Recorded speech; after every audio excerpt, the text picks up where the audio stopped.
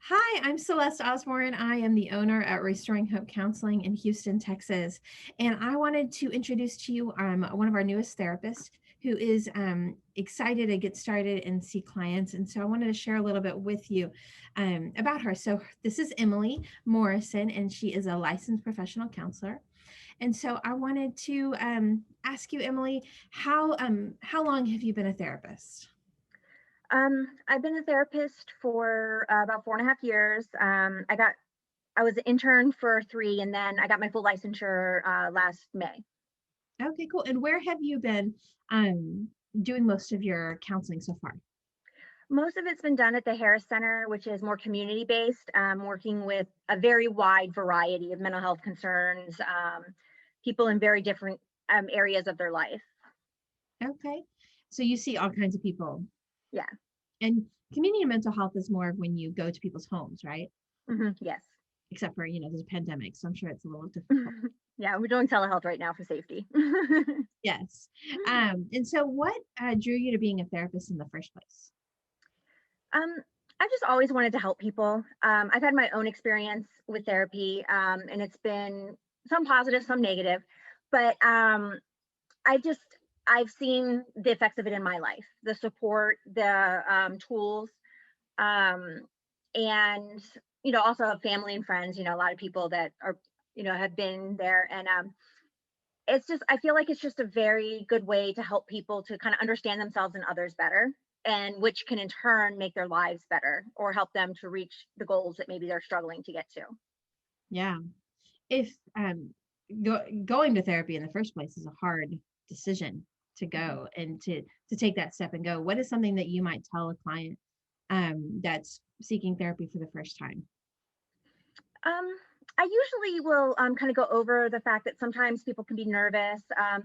A lot of times I'll get like, oh, well, I must not be strong enough, so I have to seek therapy. And so I kind of remind them of how much strength it takes to be vulnerable, to step out and ask for help. And then I try to kind of just let them know it's like that's the strength that you have to even be here is going to help you in therapy in general, and that's something that can be difficult. But then, but I also kind of go over the potential benefits and just let them know, you're here for a reason. It's really important to you, and so just to kind of help them to see that it's not weakness, it's not a bad thing.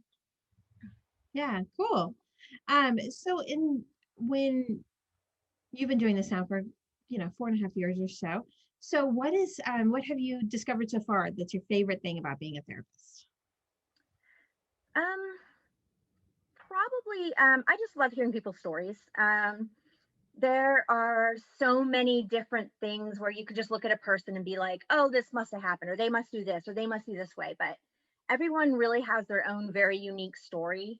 Sometimes good, sometimes bad, but they're all working to correct that. That's why they're in therapy, whatever it might be, or they're trying to get back to something. And I guess I just like that I feel honored that they're, allowing me to be a part of that story.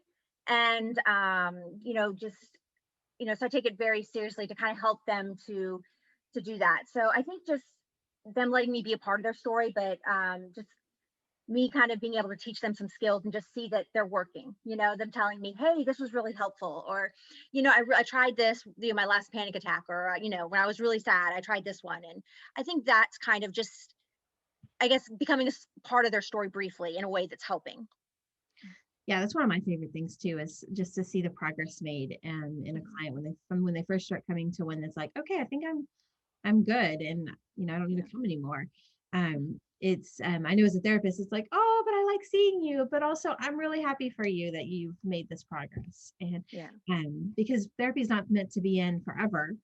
It's supposed to be there to help as a tool, but sometimes we have situations that come up in our life where we need it more often Hmm. or Yeah. periodically over the course of our life. So, what are what would you say is your ideal client? What would be your favorite type of client to work with?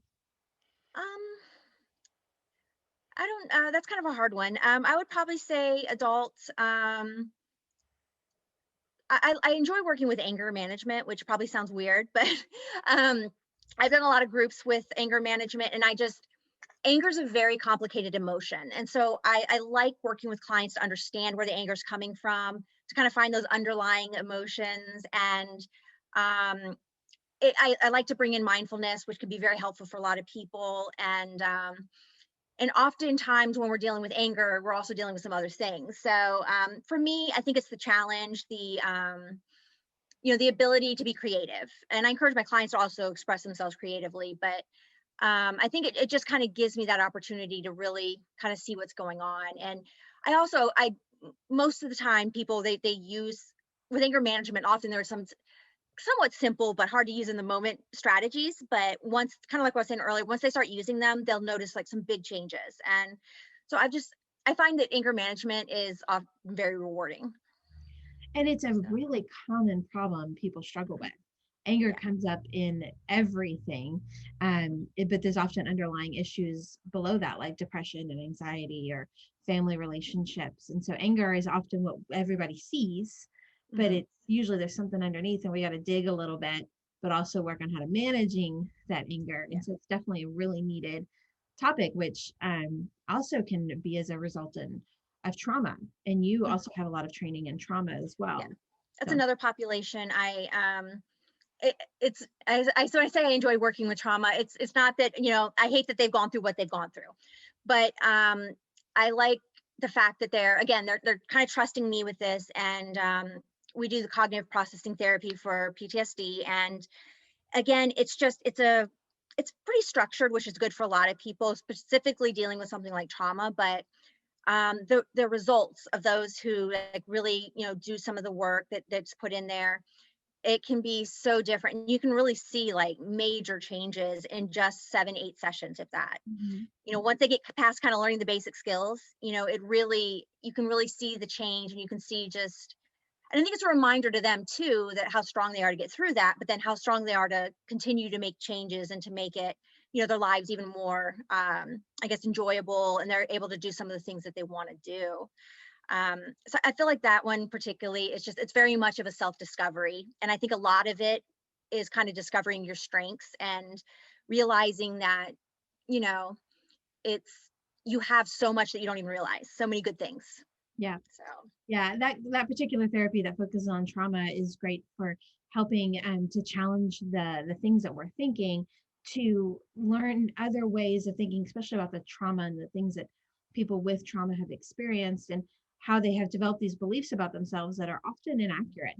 And we work on identifying those to help people not be so caught up and stuck in mhm. those viewpoints. And so the whole point of it is to challenge the stuck points, and challenge those thoughts. And so Yeah. I personally love seeing a client go from beginning to end in that trauma therapy, because you do see a big change, and people go from this defeated and despondent attitude to I feel happier again, and I Mhm. feel focused and goal oriented, and their face changes. It's crazy how that Yeah. happens.